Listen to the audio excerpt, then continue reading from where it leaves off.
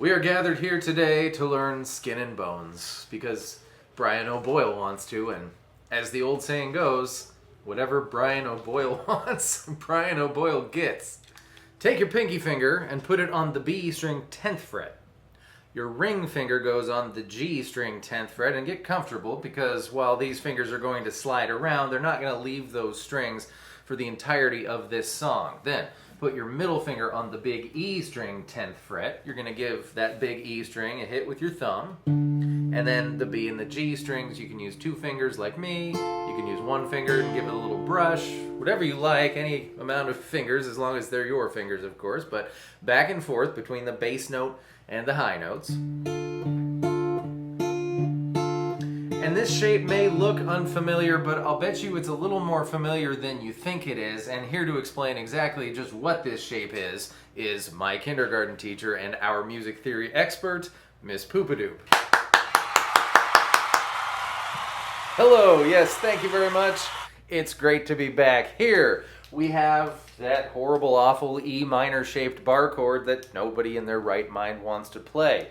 Well, this is actually what you're doing when you play that shape, except not this one, and not this one, and not this one. That's what we're doing, right? So we're going to move this shape around in this song, and the important thing is this note. This is the note you need to know because this is the root note of this shape. Whatever note you're playing on that E string, that's which minor chord you are playing.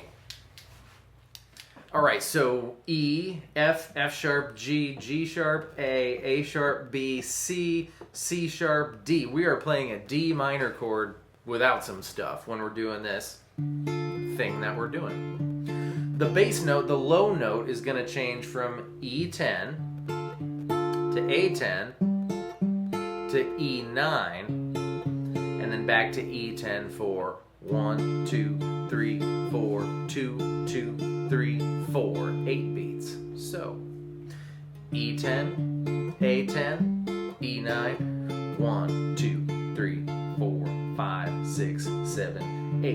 And then you do it again until the last time when you spend that 8 beats going in between 9 and 10. So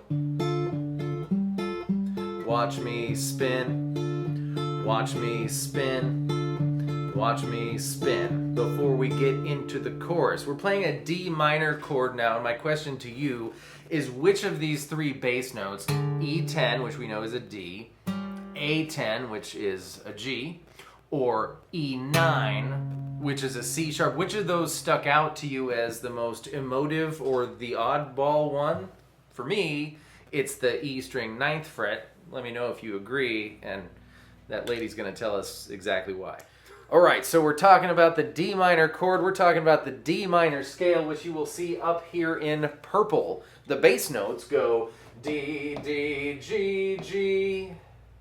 But there's no C sharp in the D minor scale. There is a C sharp in the D major scale. There it is. It's the 7th note of the D major scale. So that little bass note progression is 1, 1, 4, 4, major 7, back to 1. There's a name for that. When you play the minor scale, but substitute the major 7 instead, this is called the D harmonic minor scale, and Ryan's going to show you what it sounds like, but there's another implication here, and it'll make you sound smart at parties. When you play a D minor chord and put a major 7th in it, it's called a D minor major 7. Say that 10 times fast.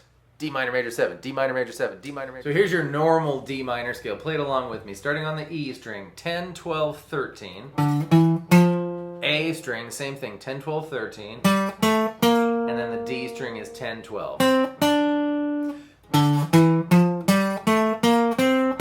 make a harmonic minor scale, we're going to make the second to last note, the 7th note, 1 fret higher. So it's going to be 10, 12, 13, 10, 12, 13, 11, 12.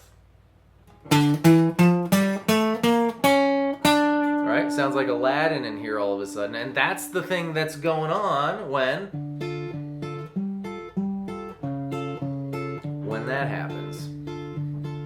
Furthermore, here's a D minor major 7 chord. We got D minor. I'm going to turn this D into a C sharp. So I'm going to have 1, 2, 2. That's awesome. That's in this song. I love that. Not the minor major 7 chord isn't literally in the song, but the major 7th, juxtaposed against the minor chord is one of the things that makes this song this song. When we get to the chorus, we're on our shape on the 10th fret. We're going down to the 3rd fret. So G minor, 3rd fret, 10th fret, back down, back up, back down, back up, and 5th fret A minor. G minor, D minor, G minor, D minor, G minor, D minor, A minor, and that brings us to the post-chorus, which happens after the 2nd chorus. We're in our shape on the 10th fret, and we're going to have walking around bass notes again. It's E10, A8, A10, and D9. That's the first half. The second half just replaces that D9 with big E8, the minor 7 this time. And that's your post-chorus. And that's it. Thank you so much for joining me for that one. I could probably go on for 25 or 52 minutes about every song that we do.